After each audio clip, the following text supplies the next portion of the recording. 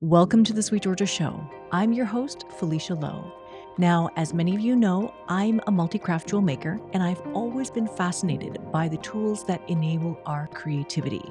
Now, a couple of years ago, I fell down the rabbit hole of circular sock knitting machines and brought an Erlbacher Speedster into my studio here. It's been a journey of learning and discovery, but the machine is only part of the story. The community around it is just as important. Now, a couple of years ago, I had my first ever Crankin experience when I traveled to Cape Girardeau, Missouri for the Erlbacher Homecoming and Crankin. And it was an incredible immersion into a passionate and welcoming community. So today, I'm very excited to talk to the person at the heart of it all. My guest is Grayson Erlbacher, the general manager of Erlbacher Knitting Machines, a family company that is not just manufacturing these incredible machines, but is actively stewarding a global community of makers. So please join me in welcoming Grayson Erlbacher to our show. Grayson, welcome to the show. Thank you so much for being here. Thank you for having me, and it's great to see you. Yeah, it's great to see you too. I was just saying, your hair is so long now. It's been a while since I saw you last time. Yes, absolutely. Absolutely. But yes, I'm glad to be with you. Fantastic. So, speaking of the Crankin, I kind of want to start with the Crankin because it was such a powerful and memorable experience for me. And I tell everybody it's a great thing to attend, it's a great thing to go to. And I don't even know how many people actually attended the Crankin this year. I just know that from seeing the photos on Facebook, it looked like even more people than when I attended a couple of years ago. So, for listeners who have never attended a Crankin or never even heard of this idea, can you describe a little bit about what a crank-in is like and what the energy in the room is like for you guys? Each cranking is a little bit different. The way ours works is we don't want it to be so structured that you're schooled to death. You do what you want to do and you go up and take a nap if you want to take a nap. We try to make it super chill, super relaxed. So the way the format is on Thursday we do a beginner class for people who are just getting their machines. Then we do a ribber demonstration, and then that's it for Thursday. And then the floor is open. And then we do lots of meet and greets and lots of, hey, I haven't seen you since last year, reconnecting. On Friday, what we do is we do shop tours. So we have a bus that we load everybody up and we take them down here to our machine shop. And we think it's funny that people actually want to come and see our machine shop, but they do. And they can also meet the guys who make their machines. And that is for our guys, that only happens that time of year. We don't allow people typically in our shop just because we're working. So it's a great time for the guys to meet the people and the people to meet the guys behind their machines. So that's done every hour. And then we also have demonstrations every hour at the center. So we try to make it, and then we have a 2 hour lunch break so you can try to get to everything that you want to get to. And then Saturday is more demonstrations. And then I think there's probably things that go on at night at the hotel that I don't really know about that sound super fun. And then Sunday is everybody goes home. Mhm. And so that's our general format. We've changed it up a few times, but it seems to work best to do it that way. And then also at the center, the guys have a machine shop set up. So if any repairs need to be made on machines, we can do it right then. So that helps too, to have it all in one place. I love to hear your perspective or to see the crank in from a new set of eyes, just because for us we're so worried.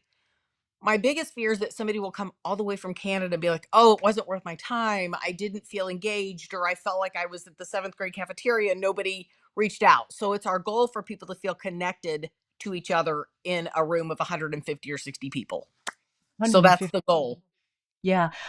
Honestly, like I made a video about my experience coming down and I went on Mhm. that tour. I toured the shop. It was amazing. I do remember like from the moment that I arrived, as soon as I walked into the room, there were people from your team and you came over and they were like, "Can I get you a chair? Can I get you a table? Let me get you a light." Like it was like, "How can I help you set up?" Um and you guys made introductions to so many people like, "Oh, you should definitely meet this person." And it was very, very warm and just welcoming. So I had such an amazing experience there. And then also going to the shop to see the tour. to see like how does powder coating work? Like how do you get the Right. color on the machines? Like it's a Right. it's a process and all the gears that are there at the shop and everything. It's yeah, very, very welcoming. And one thing about the shop tour is when you start looking at each piece and part, it makes you understand why these machines cost so much. They Mhm. take a lot of work and a lot of processes. We don't just push a button and plop out a knitting machine. There's a lot of steps, and it makes people understand the finished product did not start like that. And Yes. so that's one of the reasons that I do like to bring people in so they understand the machining process, because a lot of people have never seen anything like that. So that's Yeah, I never seen anything like that for sure.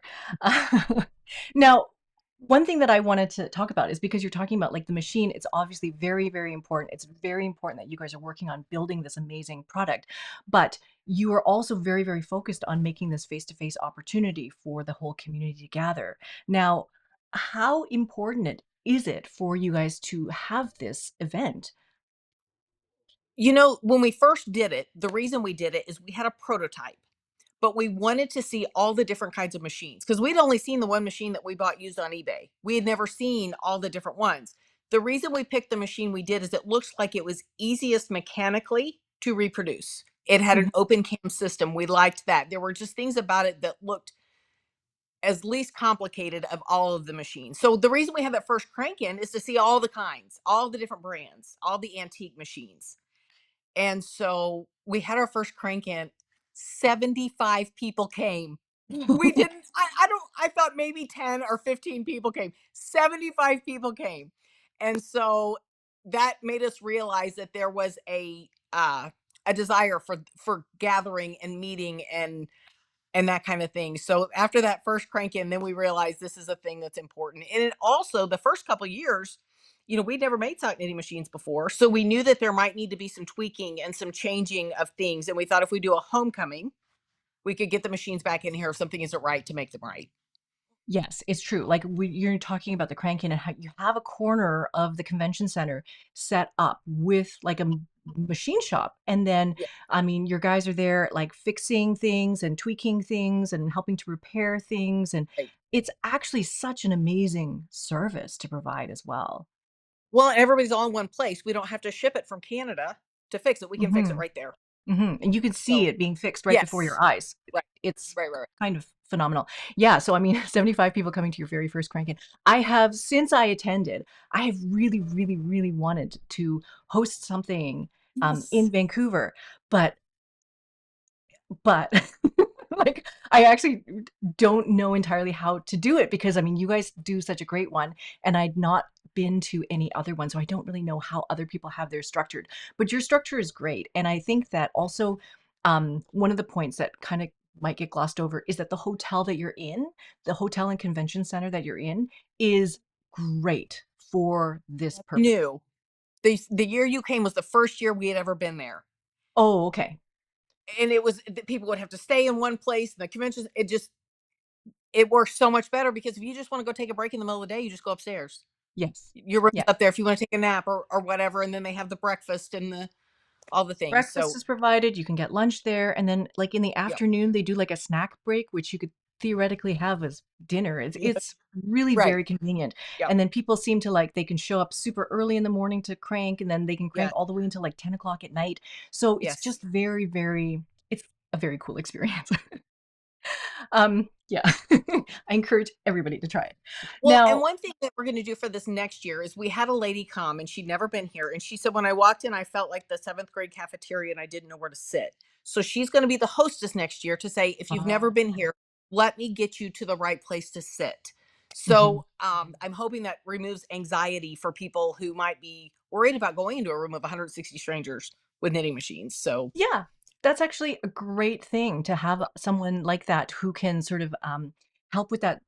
Yeah, the social part of it. Because right, if you, because I follow your Facebook group, and your Facebook group is obviously very, very active. But if you look at any of the photos from the homecoming, you'll see like, oh, a group of people, they're all wearing the same T-shirt, and all of these people, they're all from the same town, and so then you might feel like, oh, well, they all know right, people already, and right, I don't know right, anybody, right? Yeah. right. But if you're making it a place where anybody can come. So we try to take that feedback that people give us and come up with a solution. So we want, Mhm. because it's such an investment for people to come here. You've got to get here and then you've got a hotel, and we just want everybody to feel like it was worth their time and their effort and their money. Yeah.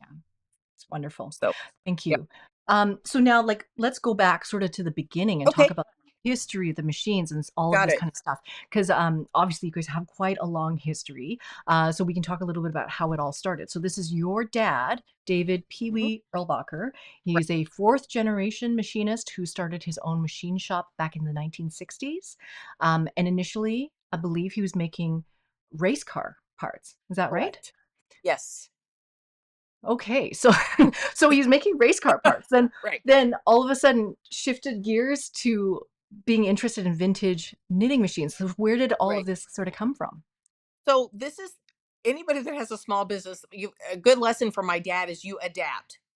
The thing about the gear business, even the large gears that we make now, it's cyclic. It's not steady. It's not consistent. And so he'd always kind of thought about what could we do that would not be as economically susceptible. And so he sees this antique knitting machine, and he says, I saw this thing and you crank this handle and it spits out a sock, and I'm going to make one. And I said, why would you do that? And he said, well, I think I can make one and they have them on eBay and I need you to get on there and buy one. And so I get on eBay and it was like $1,400. It was not a cheap thing that you spun the handle and it spits out a sock. So we get this antique machine and we get it in here and it was in 9,000 pieces. And so I bring it, plop it on his desk. And so that started it. And my dad, he would have loved you because if you were an expert on something, he would pick your brain until you had no brains left. He was a very obsessive learner. And so the first group of knitters that came through here were like, oh my God, I'm tired of answering that man's questions. So the way it worked is we did get the machine put together and we replaced one part at a time. If it worked, we knew it was a valid part. If it didn't work, we knew where to go back. And so it took 13 months and $35,000. And for our company, that was a lot of money. And I said, he said, I know this man named Pete, who you met at the Crankin. And he said, if we make these, we're going to sell them. And I said, well, you better sell $35,000 worth. So by the time the first prototype was done, we had 17 sold. Mhm. And by that first Crankin is when the 17 orders came. And so then we realized that we might be onto something because Pete had told us, he said, if you make these, you're going to sell a lot of them. And I just I didn't know that section of the world. You know, we're gear people, we're industrial people, and I didn't know about fiber. I didn't know this whole world of you guys and your amazing talents. And so that's how it got started. And little I thought we would just sell enough for the people that had the vintage machines. I thought we would just sell X amount. And one thing we've learned, and as you have probably watched too, so many people are coming into this because of the availability of machines. The Mhm. machines are now available because before there were only X amount of antiques. Um, so yeah, just the fact that they are able to get parts and different cylinders and different options for them and It's that's kind of how that went. And it took off like wildfire. crazy. So, We okay, had Pete no that you idea. mentioned,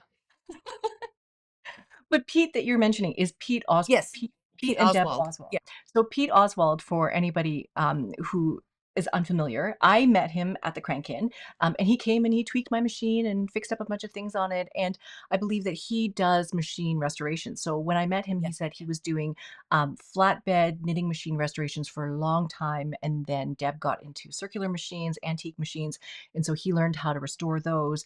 And so, if anybody is interested in circular sock knitting, you can go on Ravelry, and on the Ravelry mhm, groups, Pete is yeah, often there contributing a lot of feedback yeah, and advice. So this is the yeah. Pete who is suggesting to your dad Yes, that the you're going to famous Pete. sell Yes, a lot.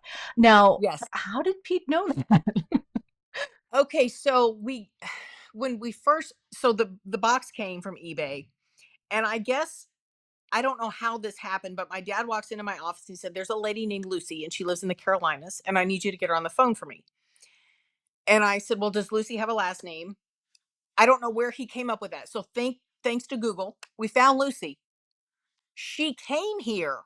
She must have thought we were lunatics, and so she came here. She got our machine knitting and functioning, and she said, "You need to go talk to Pete." And so she hooked us up with Pete. So Lucy Best, who is also a phenomenal restorer on the East Coast. So between those two, they got us at least to where we could get a good prototype to start with. Amazing. So Lucy E. Best, she's Yes. the one who's written two big Yes. CSM books. So I Yes. refer everybody new to those two books that Lucy Yes. has written. So, Yes. okay, that's great. Yes. So between those two people, we got a prototype. Fantastic. This is amazing. So Nick, can you talk a little bit about your role? Because you're a general manager of now the machine shop and the knitting machine side of it. Are they two separate businesses? How does this all No, work? And it's one business under with two columns. One company, okay. two columns.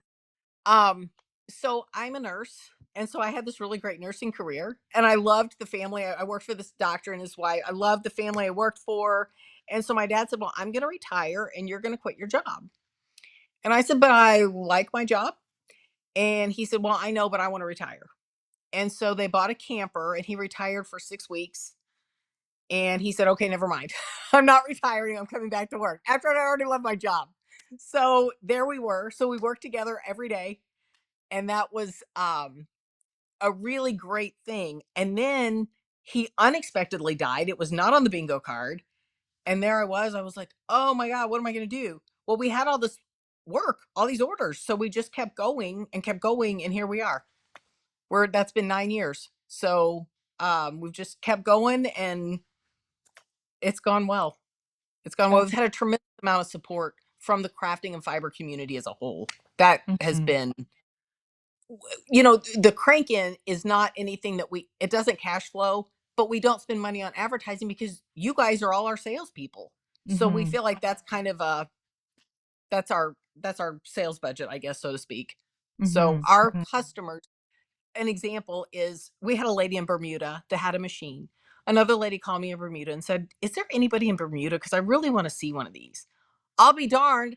And now they're buddies. So I called the lady and I was like, "Hey, there's a lady in Bermuda that wants to look at a machine." And so now they're friends and they both knit together. So it's just stories like that are everywhere of people who have a like hobby. And it's been, that part has been fun. Well, if you ever come into anybody who's asking about machines in Vancouver, they can come and visit us. That's absolutely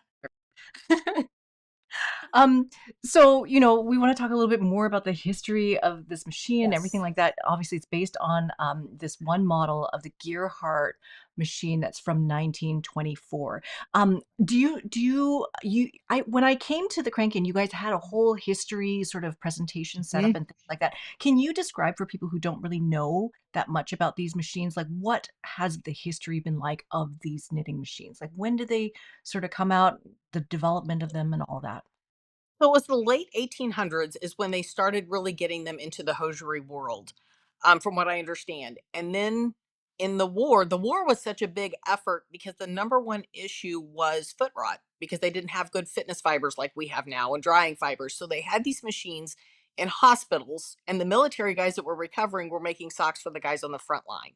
It's my Mhm. understanding the Red Cross had 200,000 of them all over trying to get some decent fiber out there into the field.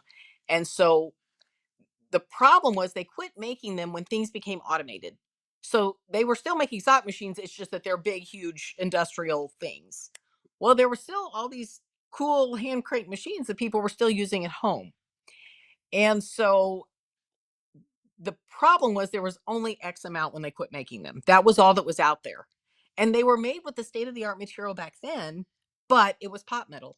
They've been hot and cold and wet and dry. Anything that's 100 years old, well, nothing on them's round because that's just the distortion of the material. And so you'll see the machine that we bought initially was three machines coddled into one. So there's a lot of Frankenstein machines out there because a part would break and you couldn't just go to the factory and get a new cylinder like what we have now. So um, there's a tremendous amount of them out there, but they're old, and antiques are cool. They are so cool, but you have some issues with materials. And so that's why it became such a thing when we came on the scene Yeah. is everybody's like, "Yeah, we love this. We just, there aren't any more to buy." Yeah. Yeah. So I'm preparing a lot of this, sort of looking at the history and all of this kind of stuff of the CSM machines because I'm putting out a course, for the School of Sweet Georgia about circular sock knitting. I love that. And yeah, I'm really excited about that. But Love looking that. into the history of these, like, yeah, the Red Cross was getting these machines and then distributing them to families and sending yarn together with the machines to get people to, to make socks so that they could send them overseas to soldiers and everything. And then after the Second World War, it sounded like they melted down a lot of these extra machines because they needed the metal out of them. So that's devastating to have Yeah. lost so many machines. Um, and so now I guess the ones that are antiques that are available now, maybe they'd been in somebody's attic or a garage Right. for all these years and Or they're barn. Yep. yeah, they're being unearthed and like, oh, what is this thing? How do we make it work? Right.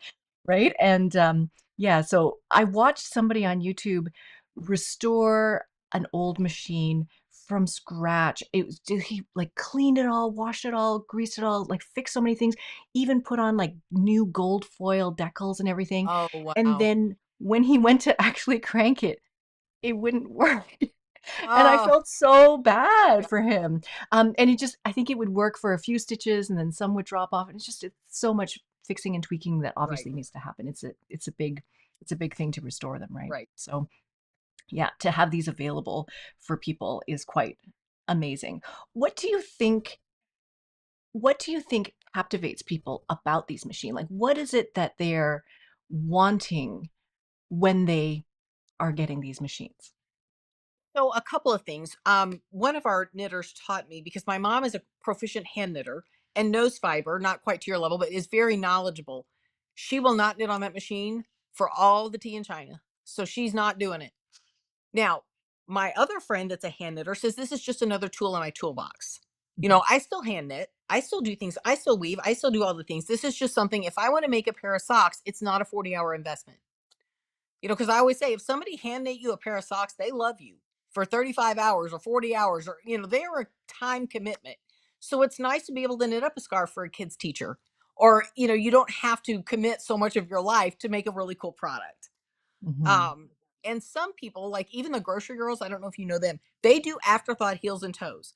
I'm like, Yes. girls, you could do it on the machine, but they want to do afterthought heels and toes. So that's okay too. And what people can do with this, I'm not crafty. So when I see what you guys do with these machines, it blows my mind all the cool stuff that you guys do. And I love it. Mhm. I love it. Mhm.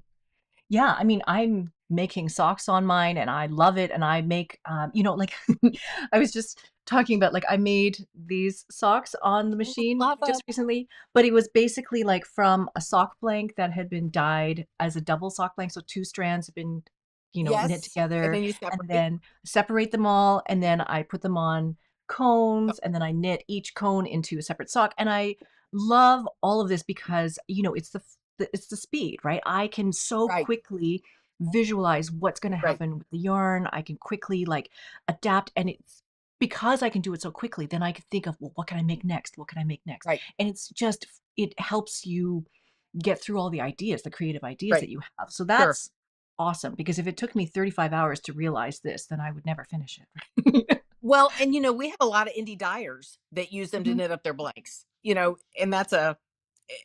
that was never on my radar about who would be a market for this, but that it worked out. So Yeah. Yeah, I know. So many things that you can make with it. And then I have seen people doing like manual color work on them. I've seen people, yes, doing lace, doing cables. And because of being able to do lace and things like that, I've seen people wrap glass ornaments with yes, yes, knitting. That's very interesting. And then seeing people make entire garments out of their sock knitting yes. machine. So it's not just socks. If you want to Right. make more It's not socks, tubes. there's more. That's right. Yeah. Yeah. Amazing. Absolutely. So your company, obviously, you guys sell more than just the machine. You guys are hosting this Crankin, you're providing these resources for patterns, and you also have a YouTube channel, which I Yes, don't know if people know. You actually live stream all of the teaching we from do. the Crankins.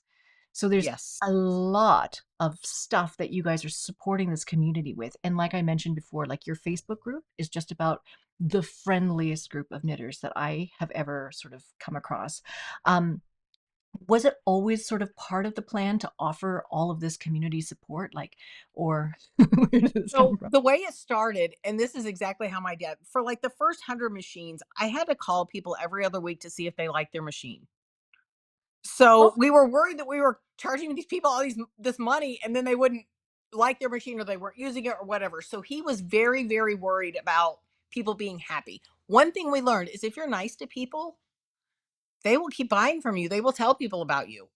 And so it's just so much easier to be nice.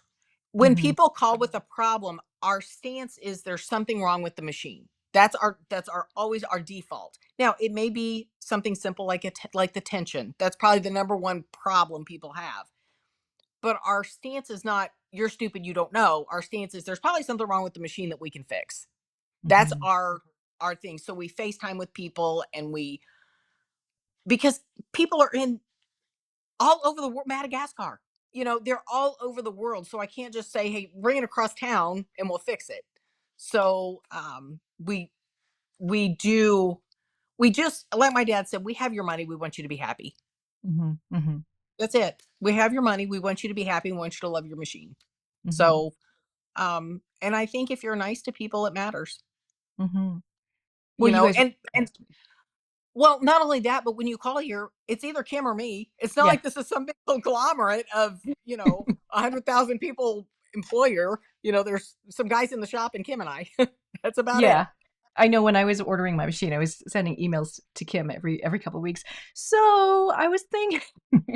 She was always Yeah. very responsive and very nice, so I Yes. appreciate that. Yes.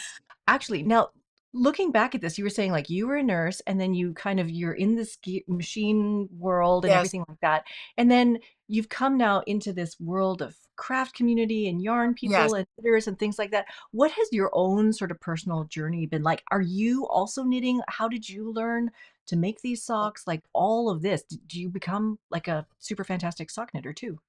I am not. I can make the machine function. I want to make sure it's functioning right. But as far as doing all that cool stuff, I'm still not crafty. I am more knowledgeable than I was when we started.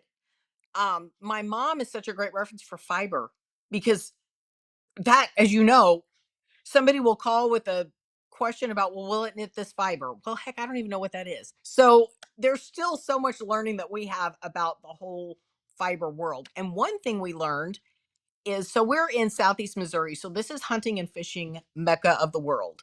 When we started researching, there's more money in crafting than there is in hunting and fishing. And so when we learned that, we're like, okay, there's money in this. These people have money. We didn't have, we're just so inundated with hunting and fishing. We never think about people, we didn't even know who you and your world was. And now that we've learned all that, it's just a whole cool world. When you go to some place like Rhinebeck or, these places that, their animal will be right there and they're making a product, so there's very much that we're still learning about that. That's amazing. I mean, that sounds so wonderful because, like, I think that you guys are more in a center where there's probably more people who are into knitting and fiber arts and things like that. I always think about, like, if I were to walk into a bar or if I walk into a restaurant and there's 100 people there, how many people out of 100 people would be knitters? And I think like maybe one, maybe two. Right. But I'm sure that on other places in the world, you're going to walk in and there's going to be a much larger percentage of people. So I'm always like, oh, I don't know. So, yeah, that sounds wonderful to be, like, surrounded with, more people who are also into knitting Right. and have that community around you as well. And the people in our town don't even know that we do this. Oh, really? They know we're here and they know we're a machine shop, but they have no idea about the knitting part. The TV came one time to a Crankin, and they're like, "We've never seen anything like this." So they did one story on us. So we kind of think we fly under the radar. Yeah, it is this very, very niche thing, absolutely. Yes. Like we were talking about before, like CSM community is growing, it just seems like it's growing all the time. I don't know if you find this, but like every year, does it seem like it's more people are interested, more people are getting into this? Where do you kind of see this going in the next sort of 5 or 10 years? What do you think is going to happen? Anything big, or do you think it's going to be like kind of steady like this? This is my thought, and I don't know what you see in your world, but I think there is, and maybe this was COVID. There seems to be a lot more younger people coming in. Because when we first started, everybody had like their grandma's machine and they were older. Now we're seeing younger people come. Like we have machines like at the Savannah School of Art and Design. We have these Mhm. machines in educational settings too to expose them to other fiber stuff that they wouldn't have necessarily known, like weaving or spinning. Mhm. So I'm seeing more young people. I don't know if you're seeing the same thing. Um, but yes, there are young people like Dirk. Did you get to meet Dirk when you were here? Dirk is 10 and he is, oh gosh, yeah, he's amazing. And he's 10 and he has a machine. And so he did a couple demos for us at the Crankin. And when you get a kid zoned in, there's nothing like it. So I'm hopeful to keep the younger generation going. That Mhm. that Mhm. I think that's where it's at. Yeah, I think And that, they're more readily available. The yeah, machines are because just now available. machines are available now, because I know that when I was first getting interested in them, the only ones that I could see that were available were antique machines, and I was like, Mhm. "I don't know how to restore these. I think I would be Right, getting myself into something that I don't really know anything about." And so right, to be able to have something like a new machine and then be able to get into it that way, and then also all of the folks who have preserved knowledge over this yeah, length of time, like keeping all of this education going, passing on knowledge at Crankin events like right, this, right? Where they go and you're face to right, face with somebody, they demo something right in front of you, and right, this is how knowledge has been passed on. This is how the education's been right. passed on. So yeah, I think it's great that all of this has been happening. I wonder, like at my house, we talk a lot about like what are the future, what are future jobs going to be like? What's the future going to be like? Everything's so digital, everything is so Right. it's changing so quickly. It And so is. I think a lot about how people will hopefully come to appreciate things that are handmade a little bit more. Agree. Might be like a little bit more of a fascination with things that are Yep. handmade. And whether you knit socks by hand or knit socks with a machine like this, it could be very, very fascinating, interesting thing for people in the future, right? Yeah. Agree. Agree. Absolutely. You were talking about young people. I was thinking about you said when the COVID was there, you did the toilet paper tube with your kids and the popsicle sticks. And I thought, that's where it starts. Hmm. That's where it starts with the popsicle sticks on the toilet paper tube doing your little knitting loom. Yes. So and Yes. I think that's important. Yeah, so they learned how to knit an I-cord tube through that, and then when I got my machine, my daughter sat at it and she cranked on it, Yep. so she like, just to get a hands-on and feel like, "What Sure. is this thing?" And we're making stitches. It's amazing. Yes. Yeah. Yes.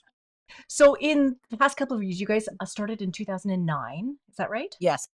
2009, and Yes. then making the replica from the 1924 machine. But then since that time, you've also made other innovations, right? Like you made a larger machine, Yes.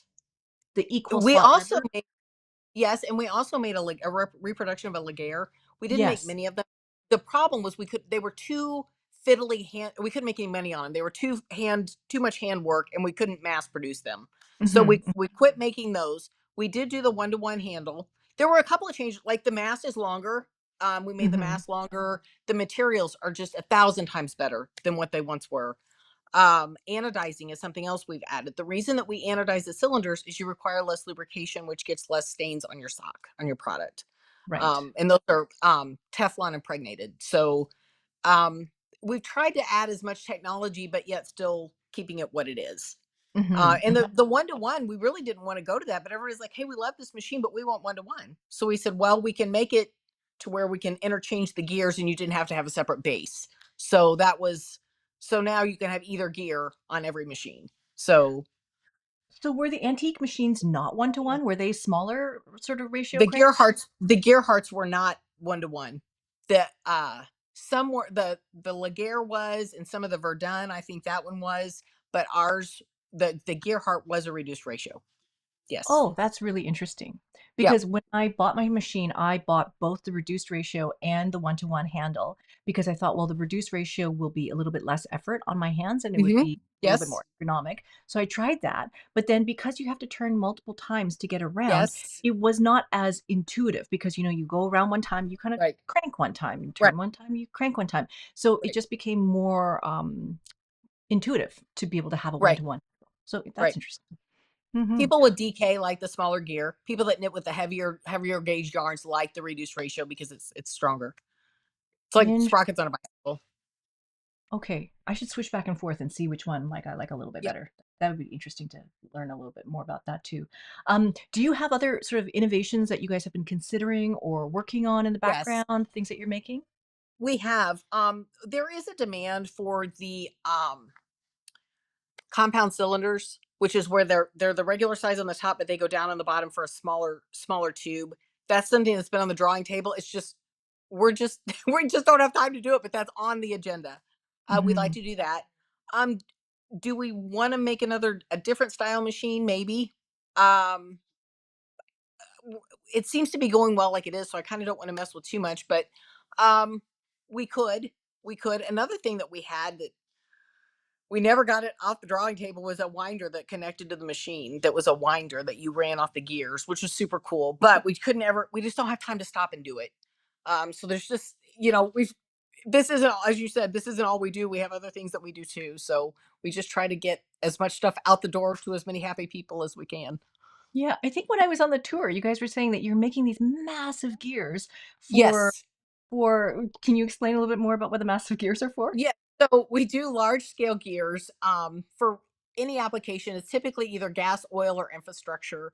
One example, probably one that you saw, was for a welding positioner, and it'll rotate a train car as the welder goes around. And those gears are what turn that car as it's welding, because those have to be a continuous weld. So the truth is that kind of pays the rent. Um, Hmm.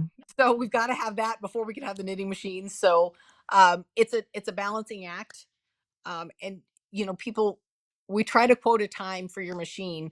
Man, if we get slammed with gears, it may be a couple more weeks back. So we just hope that everybody's patient with us as we go through the manufacturing process. Yeah, it's amazing. It's quite fascinating how these two sides are kind of like in balance with each other.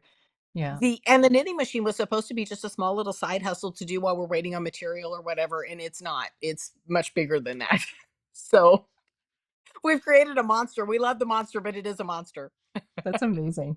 So finally, for anybody who's listening who is like a hand knitter, who's passionate about making socks and is a little bit intimidated by this whole sort of world of machine knitting or circular machine knitting, what would you sort of say to them to encourage them to kind of take the leap? First of all, I think a crankin is the greatest thing that you can do. They're all over the place, because it's not just our machine. There will be 10 different kinds of machines, and you can see them. And if you're generally, they'll let you sit down and knit on them so you can kind of understand it is just a slip knot, how it works. I always recommend people go to a crank-in just to see if there's one close to you. Hmm. There's a lot of research and stuff that you can do on YouTube on, as you mentioned, Ravelry.